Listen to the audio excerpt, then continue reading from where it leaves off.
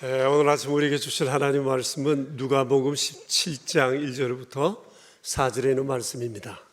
누가복음 17장 1절부터 4절에 있는 말씀. 이런 살아계신 하나님의 말씀입니다. 이제 우리 함께 주님의 말씀을 받들어 읽겠습니다. 예수께서 제자들에게 이르시되 실족하게 하는 것이 없을 수는 없으나 그렇게 하게 하는 자에게는 화로다. 그가 이 작은 자 중에 하나를 실족하게 할진대 차라리 연자 맷돌이 그 목에 매어 바다에 던져지는 것이 나으리라. 너희는 스스로 조심하라. 만일 내 형제가 죄를 범하거든 경고하고 회개하거든 용서하라. 만일 하루에 7번이라도 내게 죄를 짓고 7번 내게 돌아와 내가 회개하노라 하거든 너는 용서하라 하시더라. 아멘. 지난주 나라지 그 109호 발간이 되었는데 여러분 보셨으리라고 생각을 해요. 주제가 뭐였죠? 예, 플러스 마이너스였어요. 방금 얘기하신 분 여기 한 분 저기 한 분 계신데 오늘 또 선물 있습니다. 여기 둘 테니까 꼭 두 분 두둑하게 많이 넣어뒀으니까 꼭 챙겨가시기 바랍니다. 나라지를 읽으면서 이번에도 나라지 팀에서 이 주제를 뽑는 게 참 어려운데 좋은 주제를 뽑으셨고 또 취재하시느라고 참 애를 많이 쓰셨구나 하는 그런 생각을 하게 됐습니다. 거기에 뒷면에 보면 이런 질문이 있었어요. 요즘 내 삶에서 더 하고 싶은 것과 빼고 싶은 것이 무엇이 있는가? 있을 땐 몰랐는데 빼고 나니까 좀 아쉬웠던 것들은 무언가 없애기 어려웠는데 막상 없애고 나니까 시원한 것이 있었는데 그건 또 어떤 것인가? 이런 질문 앞에 우리 교우들이 많은 대답을 했는데 참 다양한 내 삶의 플러스 마이너스에 대한 얘기들이 참 많이 있었습니다. 읽으면서 저는 저 자신을 또 돌아볼 수 있는 좋은 기회가 됐고 또 읽다가 아이고 싶은 그런 내용도 좀 있었습니다.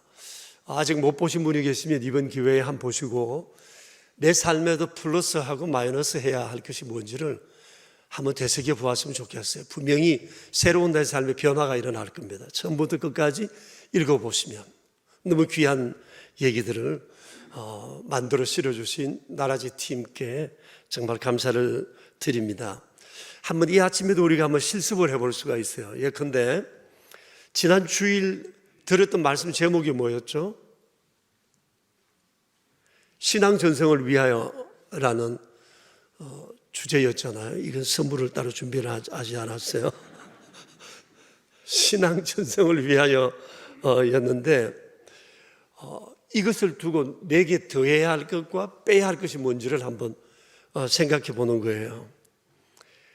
개인적으로 제 얘기를 드린다면 무조건 더해야 할 것이 있었어요. 그것은 신앙 본질에 관한 거였습니다. 여기서 누가의 삶이 우리에게 좋은 하나의 모델이 되리라고 생각을 합니다. 그리고 신앙 전승을 위해서 지속적으로 플러스 마이너스를 계속 평생 하면서 살아가야 할 것이 있는데 그것은 바로 품위 있는 언행심사라고 말할 수 있을 것 같습니다. 이 언행심사에 대한 중요한 두 가지 사실이 오늘 본문에 기록되어 있습니다. 예수님의 말씀입니다. 두 가지인데 하나는 실족하게 하지 말라. 또 다른 하나는 회개하거든 용서하라.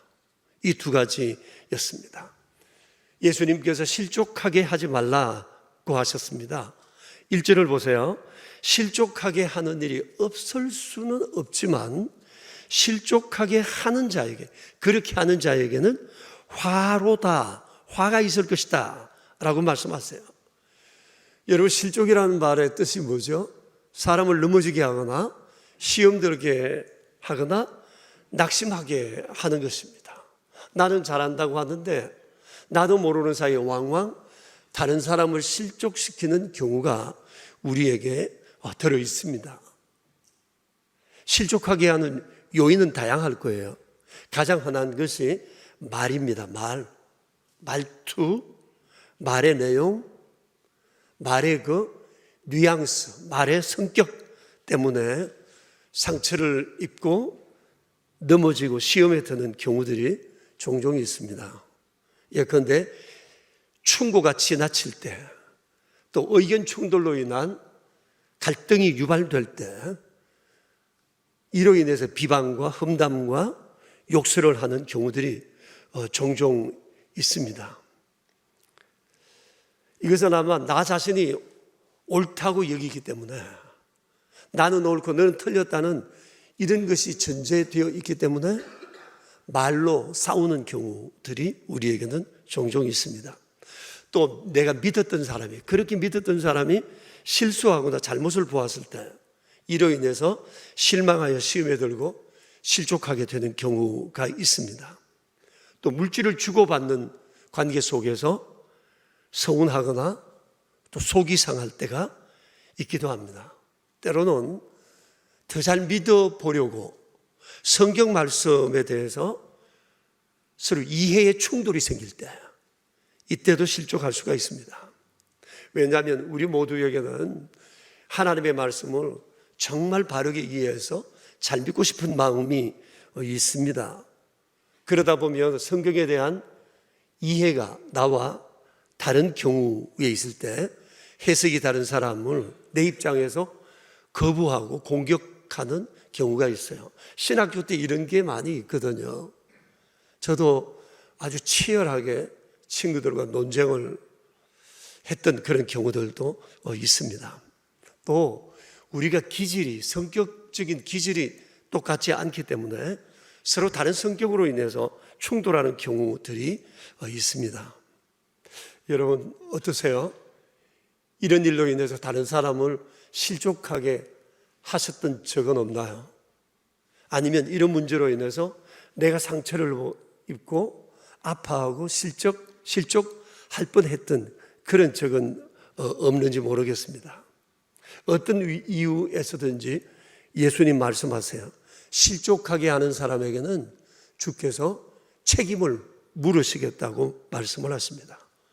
그러니 우리가 매사 조심해야 합니다. 만일 내가 실족해 했다면 정말 아무런 변명하지 말고 용서를 구하는 것이 옳다는 것이 오늘 예수님의 말씀입니다. 자, 실족할 뻔했던 상황을 잘 이겨낸 사례 하나를 여러분에게 말씀드리겠습니다. 우리 국내 기독교 성지 가운데 한 곳인 전북 김제시 금산면 금산리에 있는 금산교회 얘기입니다. 지금도 여러분 금산교회 옛 교회 전경이 보이고 또 새롭게 지어진 건축 전경이 보이는데, 이 금산교회가 기역자 예배당으로 유명합니다. 지금 익산에도 가면 하나 또 있는데요. 기역자 예배당은 옛날에 이제 남녀 7세 부동석 그런 시대 때니까 서로 남녀가 함께 마주보며 예배 드릴 수 없다고 해서 설교자만 보고 이렇게 나누어서 기역자 모양으로 예배당을 만들어 예배 드리곤 했는데, 이 기역자 예배당이 전라북도 136호 문화재로 지정되어 있습니다. 그래서 전라도 쪽으로 성지순례를 갈 때 꼭 들리는 곳이 바로 이 금산교회입니다. 아마 제가 이 금산교회 얘기하면 그 얘기라고 여러분들 아마 떠올릴 수도 있으실 텐데, 이 교회가 세워진 지가 122년쯤 됐습니다. 이 교회 시작이 이렇게 됐어요. 1900년도 전라도 전주지방에 선교하러 내려와 계시던 미장로교 소속 데이트라는 선교사가 계셨어요. 이분이 전주지방, 정읍지방을 주로 다니면서 복음을 전했는데요, 어느 날 이 금산리 마을에 복음을 전하러 왔다 갔다 하는 중에 어느 날 그 동네, 그 지역의 대부호요, 아주 양반으로 평가되고 있는 조덕삼이라는 분을 만나 이분에게 초청을 받아 그 집에 이렇게 머물러 이런저런 얘기들을 나누었습니다. 그러는 중에 이 조덕삼 씨가 예수님을 믿게 됐어요. 이 사람은 마방을 또 운영하고 있었습니다. 말을 타고 다니는 사람들이나 마차들을 보관해주는 주막 형태의 이것도 운영하고 있었던 아마 아주 경작지가 굉장히 넓게 소유하고 있는 그런 분이셨다고 해요. 이분이 믿게 되면서 그 집에서 교회가 시작이 되었습니다.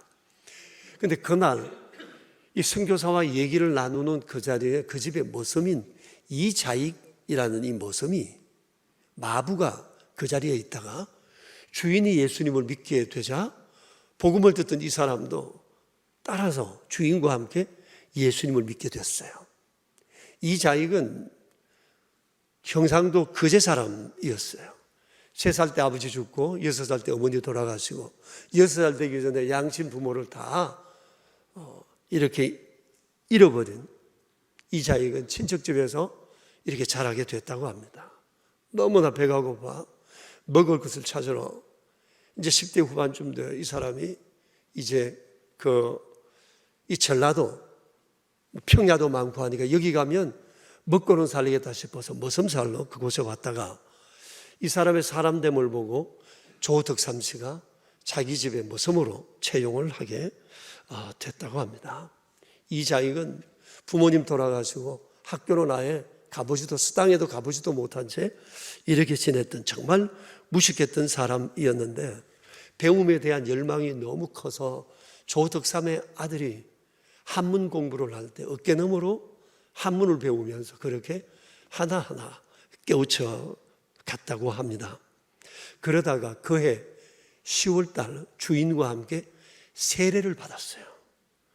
그리고 또 몇 년이 지나 그 교회 영수가 되었습니다. 주인 조덕삼과 이자익이 함께 영수가 되었어요. 영수라고 그러면 오늘날 안수집사격이라고 보면 될 것입니다. 그리고 교회가 세워진 지 8년이 지나 1908년도에 교인이 30명쯤 되자 이 교회 장로 한 사람을 피택을 하게 됐습니다. 후보는 주인 조덕삼과 그리고 모섬 이자익이었습니다. 그런데 투표를 했는데 이자익이 피택이 된 거예요. 이 의외의 결과에 선교사가 놀랐습니다. 조덕삼도 놀라고 이자익도 놀라고 투표에 참여했던 모든 교인들이 놀랐습니다. 그리고 교회가 술렁이기 시작하고 분위기가 아주 어색하게 되었습니다. 아시잖아요. 1900년대 신분차별이 굉장히 심했던 그때잖아요. 자칫하면 모든 교인들이 시험에 들게 되고 실족할 수도 있고 이것은 동네의 문제가 될 수도 있는 그런 상황이었어요. 이때 조덕삼이 선교사에게 발언권을 얻어 교회 앞에 가서 이렇게 얘기를 했다고 합니다. 교회 여러분 참으로 감사합니다.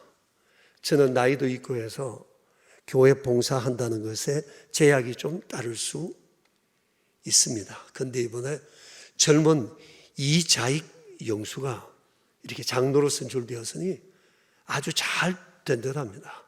힘껏 이자익 장로를 도와 주님의 몸된 교회를 세워가겠습니다. 감사합니다 하고 정중하게 인사를 하고 들어갔습니다. 이로 인해서 모두 다 가슴을 쓸어내렸고 기뻐하고 금산교회는 그렇게 세워져 왔습니다. 여러분 말이 얼마나 이쁩니까? 그리고 마음이 너무 고운 사람이라고 생각되지 않습니까?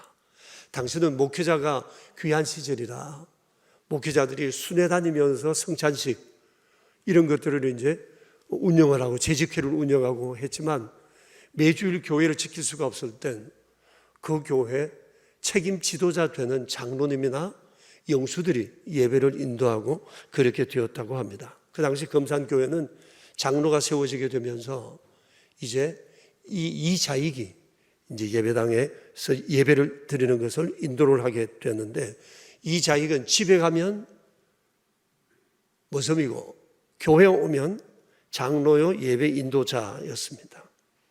그런데 이 조덕삼이 자기 집 모섬인 이자익 장로가 예배를 인도하고 설교를 할 때 무릎을 꿇고 예배 말씀에 은혜를 받았다고 그래요. 그리고 이 자익이 못 배웠기 때문에 조독삼은 그때부터 이 자익을 뒷바라지하기 시작했습니다. 공부를 가르쳐 드려야 되겠다고 생각하고 성경학교를 보내고, 성경학교를 마치고 난 다음에 여러분 전북 김제 여기서 평양에 있는 평양신학교에 유학을 보냈습니다.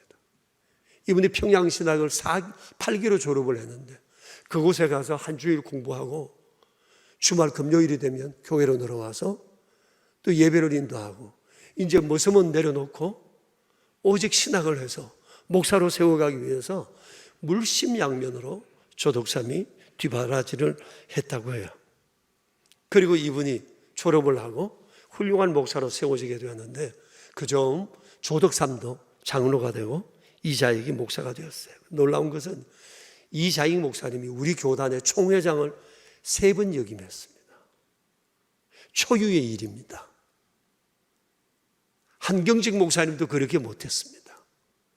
그런데 이자익 목사님만 3번 했습니다. 여러분 보세요. 자칫 모두 실족할 수도 있었던 일인데 이 교회가 살아났어요. 그 지역에 엄청 영향을 미치는 교회로 성장하게 되었습니다. 하나님께서 이렇게 이쁜 그 교회 교인들에게, 그 교회에 이런 은총을 내리셨던 겁니다. 한순간입니다. 실족하느냐 실족하지 않느냐는 것은 한순간이에요. 그런데 이 교회는 살아났어요. 이 사람들이 살아났던 것입니다. 오늘 주님 말씀하세요. 누구든지 실족해 해서는 안 된다고 말씀하세요. 우리는 어떤 순간에 설 때가 있어요. 그때마다 우리는 오늘 이 말씀을 잘 기억해야 할 것입니다. 두 번째, 예수님께서 하시는 말씀은 대인관계에서 중요하게 생각해야 할 것이 용서의 문제입니다. 용서하라고 했습니다. 회개하거든 용서하라.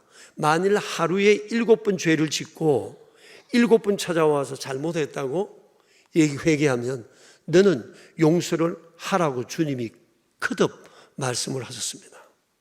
여러분, 이게 쉬운 일이 아닙니다. 한 번도 아니고 여러 번, 그것도 하루에 7번이라면 이 사람의 잘못을 용서한다는 것이 정말 쉬운 일이 아닙니다. 어려운 것입니다. 그러나 주님은 말씀하세요. 그가 회개하거든 용서하라고 말씀을 하세요.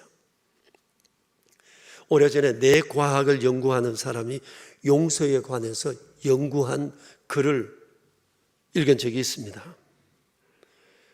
사람의 몸을 움직이는 것이 뇌잖아요. 그런데 많은 사람들의 뇌가 아프대요.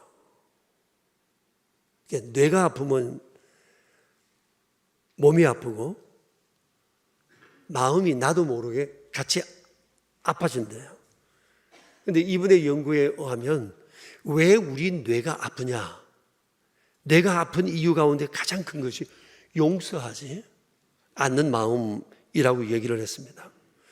용서해야 하는데 용서하지 않고 화가 잔뜩 나 있으면 이 뇌가 스트레스를 받는다고 합니다. 그러니까 뇌가 불편해지면서 내 마음과 내 몸이 불편해지기 시작한다는 거예요. 그러면 어떤 사람은 머리에 쥐가 나고 어떤 사람은 가슴이 쓰리고 아프기도 하고 몸이 떨리기도 하고 맥박도 빨라지고 혈압도 높아진다고 그럽니다. 근데 더 큰 문제가 있는데 뇌가 이렇게 스트레스를 받으면 뇌가 쉬지를 못한대요. 뇌도 쉼이 필요한데요. 뇌가 쉬지를 못하고 이렇게 되면 마치 24시간 보초를 쓰는 것처럼 뇌가 바짝 긴장해 있게 된다는 거예요. 이렇게 되다 보면 몸의 면역력이 떨어짐을 유발하게 된다는 것입니다. 이때 만일 내가 긴장되어 있고 스트레스를 잔뜩 받아 있을 때 만일 외부에서 병균이 들어오게 되면 적을 맞설 힘이 내 몸에서 약해진다고 그래요. 왜냐하면 병을 이겨야 할 면역력이 내 스트레스, 이 용서의 문제, 화난 문제에 이 에너지를 다 쏟아하기 때문에 외부에서 들어오는 이 병을 병균을 이겨낼 힘이 없게 된다고 그래요. 이 상태가 계속되게 되면 감염, 염증, 또 염증이 유발되면서 이제 잘 낫지 않는 이런 경우가 되고 몸이 극도로 긴장하거나 피곤한 상태에 빠지게 된다고 하는 것입니다. 그렇기 때문에 중요한 것은 우리의 뇌가 환한 상태로 두면 안 된다고 하는 것입니다. 이렇게 되면 저 사람이 망하기 전에 용서하지 않은 내가 먼저 무너질 수 있다고 하는 것을 그분은 얘기를 했더라고요. 그래서 우리의 삶에 있어서 매우 중요한 것이 바로 이 용서의 문제, 용서를 하는 문제라는 것입니다. 그렇지 않으면 내가 스스로 내 뇌를 괴롭게 해서 내 몸과 내 마음을 다치게 한다는 겁니다. 외부의 적에 의해서 무너지는 것이 아니라 내부의 적으로부터 내가 먼저 무너지기가 쉽다고 하는 것이에요. 그러나 돌아보면 내게 잘못한 사람 용서하는 것 참 쉽지 않습니다. 그 사람이 만일 내 인생을 망쳐 놓았다면 그 사람 용서해야 되는 건 알지만 그 용서가 정말 어렵습니다. 그럼에도 불구하고 예수님 말씀하십니다. 너는 용서를 선택해야 한다. 용서를 선택해야 한다. 그가 회개한다면 반드시 용서해야 한다고. 그러나 우리가 예수님 믿은 것을 생각해 보세요. 용서하고 예수님 믿은 것 아니고 용서하고 구원받은 것 아닙니다. 우리가 용서하기 전에 허물과 죄가 가득 찬 우리를 주님은 먼저 오셔서 부르시고 택하시고 우리를 사랑하시고 우리를 세워 오늘 여기까지 오게 하셨다는 것입니다. 우리는 이 엄청난 주의 은총을 입고 살아온 사람들이기 때문에 우리는 그가 회개함으로 용서할 수 있는 사람이 아니라 그것과 상관없이 주의 은혜를 생각하고 용서를 결심해야 한다고 하는 것입니다. 그런데 감정적으로는 용서가 잘 안 됩니다. 그러나 내 안에 있는 용서의 문제를 비롯해서 잔뜩 나 있는 이 화를 빨리 푸는 일이 무엇보다도 중요합니다.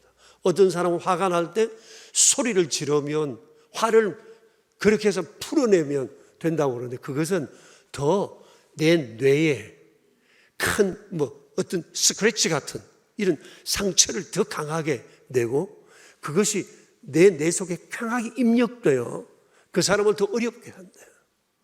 화가 났을 때 확 풀어버리면 되지. 푸는 방법이 소리를 지르거나 자기가 하고 싶은 대로 함으로 인해서 되는 것이 아니라 이분은 그래요. 화를 푸는 중요한 방법이 바로 역지사지라고 얘기를 했습니다.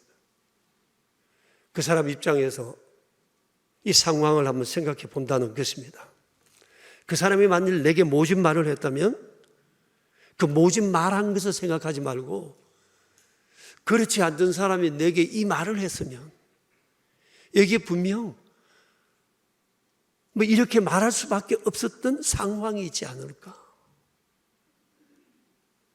갑자기 심경에 무슨 변화가 있었든지 날 만나러 오기 전에 또 다른 문제를 안고 있었든지 이 사람이 이렇게 할 수밖에 없는 상황이 있지 않았을까 이런 생각을 가지고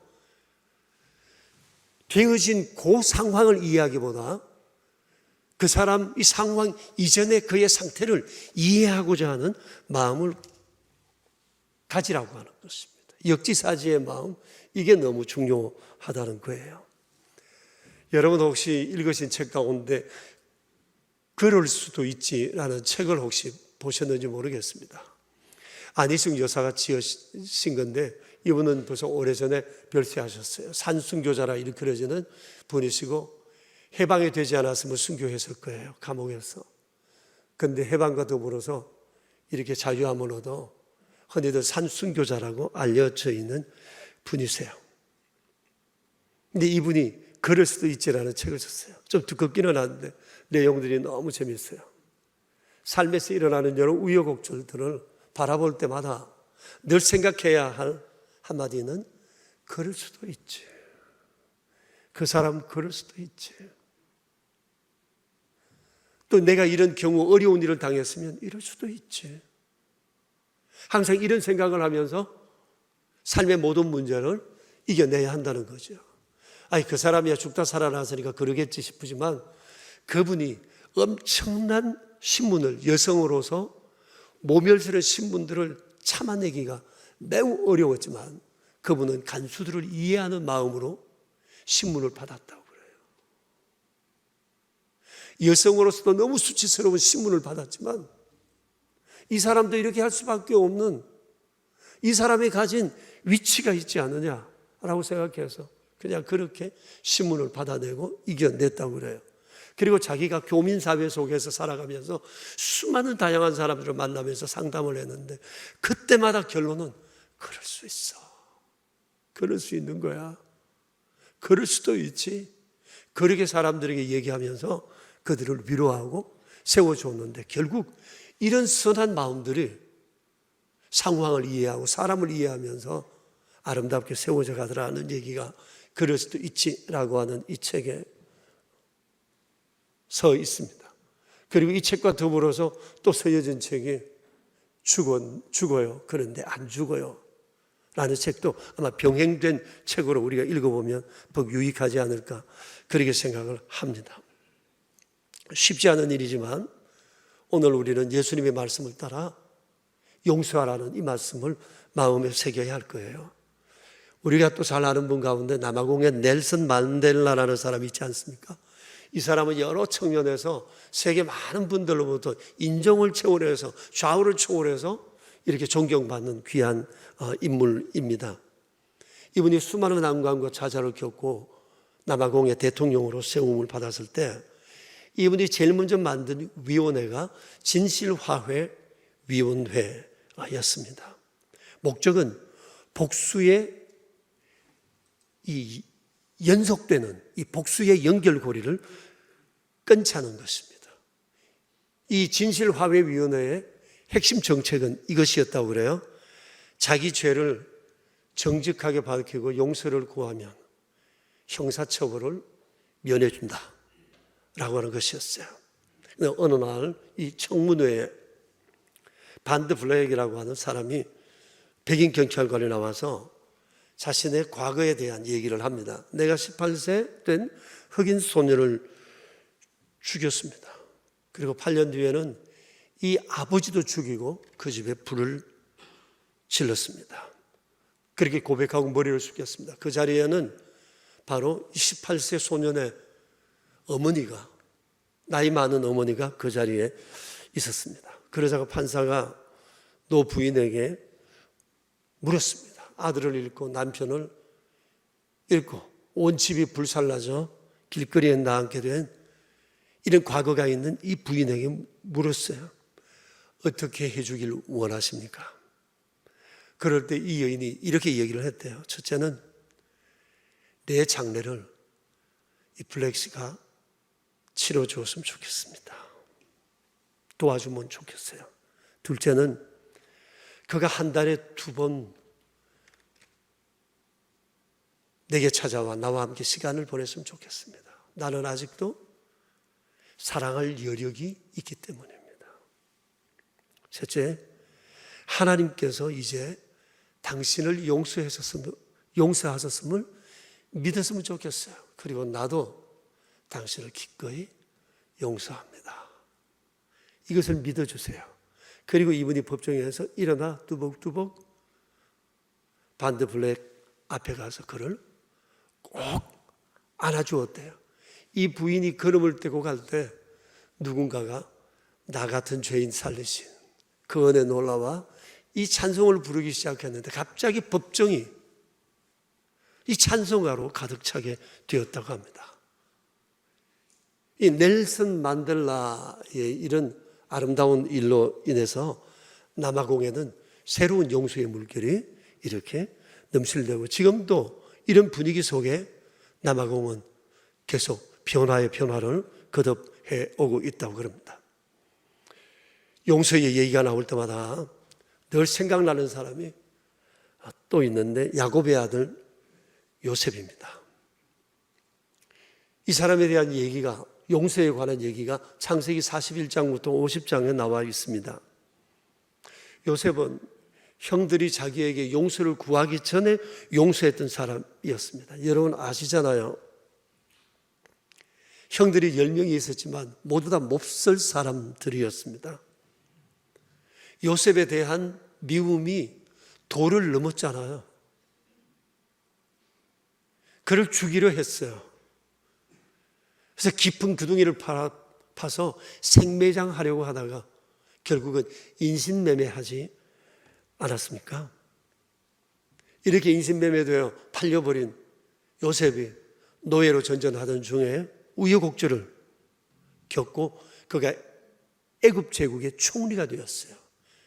왕다움의 자리에 앉게 되었습니다. 그때 고대 근동에 흉년이 오게 되면서 수많은 사람들이 양식이 있는 애굽으로 양식을 구하러 왔을 때 자기를 죽이고 못 살게 했던 형들도 양식을 구하러 오게 되었습니다. 당시 이 모든 일들을 총주관하던 사람이 요셉이었잖아요. 이 상황에서 그들은 서로 만났어요. 형들은 죽음을 각오했고 두려움에 떨었습니다. 그런데 우리의 요셉은 너무도 관대했어요. 그는 형들이 용서를 구하기 전에 형들에게 먼저 용서를 말했습니다. 45장에서 이렇게 말씀을 하고 있어요. 당신들이 나를 이곳에 팔았다고 해서 근심하지 마세요. 한탄하지 마세요. 하나님께서 당신들의 생명을 구원하시려고 나를 먼저 이리로 보내셨습니다. 하나님이 나를 먼저 이리로 보내셨다고 얘기를 했습니다. 형들이 용서를 구하기 전에 먼저 용서를 선언했어요. 근데 여러분 사실은 형들을 만나기 이전에 이미 만나기도 전에 만날이라는 기대조차 하지도 않을 때 그는 이미 형들은 용서했다고 하는 사실입니다. 창세기 41장에 볼 것 같으면 요셉이 애굽 총리가 되어 두 아들을 낳았는데 므낫세와 에브라임이라는 아들을 낳았어요. 그런데 아들을 낳고 난 다음에 첫째 아들을 므낫세라고 지었는데 므낫세라고 하는 이름의 뜻이 여러분 뭔지 아세요? 예, 여러분 아시죠? 제가 여러 번 얘기해서 잘 알고 있으실 겁니다. 내 고난과 내 아버지 집에서 있었던 모든 일을 잊었다 하는 뜻입니다. 그전에는 어땠을지 모르지만 이제 30 초반입니다. 30 초반에 이 요셉이 아들을 낳고 난 다음에 이름을 므낫세라 지었어요. 내 아버지 집에서 있었던 아픈 기억들을 나는 다 잊었다. 그걸 아들의 이름에 담았어요. 므낫세라는 이름의 뜻이에요. 그리고 에브라임이라는 뜻은 하나님께서 나를 풍요롭게 하셨다. 나를 창성하게 하셨다. 그런 뜻이었어요. 여러분 보십시오. 그때 이 젊은 요셉, 나이가 이제 한 두세 살 됐을 겁니다. 이 사람이 지금 이미 형제들을 용서했어요.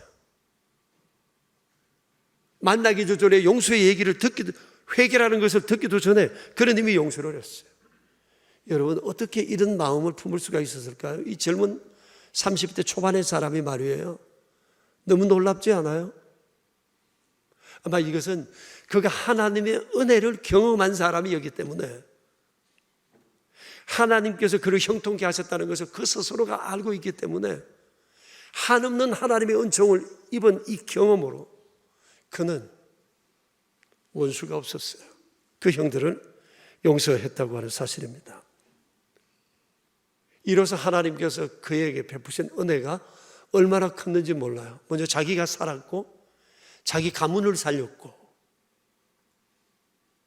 이 야곱의 가문이 민족의 모퉁이가 되는 이스라엘을 세우는 기초석이 되게 했고 흉년으로 고대 근동 다 죽어갈 수밖에 없는 고대 근동을 살리는 인물로 역사에 기록이 되고 있습니다.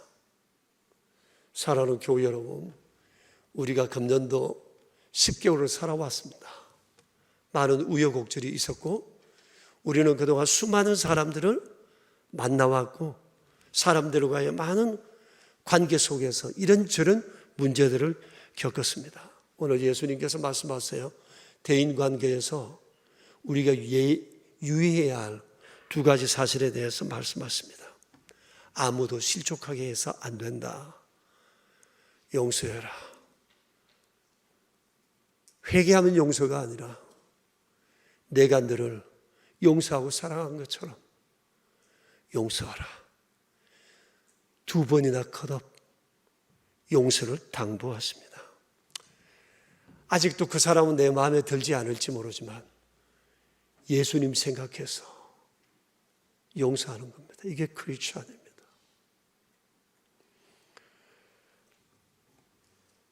우리가 만나는 모든 사람들이 예수님 때문에 행복할 수 있었으면 좋겠습니다. 이제 우리 함께 기도하겠습니다. 여러분 한번 자신을 곰곰이 돌아봤으면 좋겠어요. 부부지간에도 형제지간에도 교우간에도 직장 안에서도 우리는 이런 경우들을 겪는 일들이 너무너무 많습니다. 지난 10개월 동안 내 살아오는 인생 전반에 걸쳐서 이런 일이 많으셨죠. 오늘 주님 말씀 앞에 우리 결심합시다. 실족하게 했던 것 다시 한번 용서 구하고 용서하는 이 마음 가져야겠습니다. 용서하지 않고 화를 품고 있으면 내 뇌가 다칩니다. 내 몸이 다칩니다. 한번 우리 해봐요. 아마 새롭게 되어지는 은총을 주께로부터 입게 되지 않을까 생각합니다. 우리 함께 조용히 한 2분 정도 기도하겠습니다.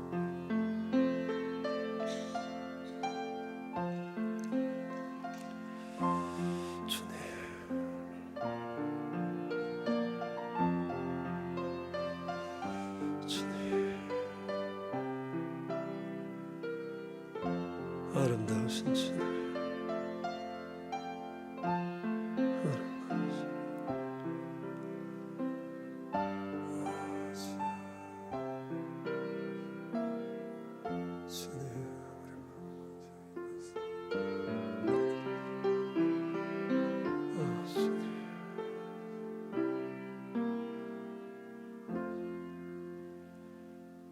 아름다우신 주님, 사랑합니다.